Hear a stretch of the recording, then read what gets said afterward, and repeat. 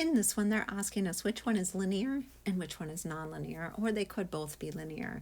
So I'm going to start with function q. We're very used to function q. This clearly follows the pattern y equals mx plus b, so it is linear.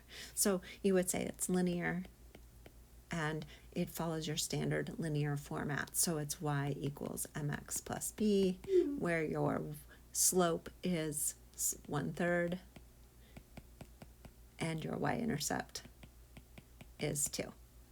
Now, the function p at first glance looks like it's linear, but notice your x is on the bottom. So this is really another way of saying 3x to the -1 plus 2.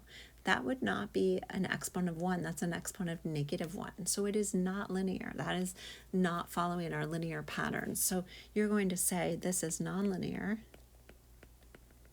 and it's because you do not have an exponent of 1. So your x has an exponent of -1.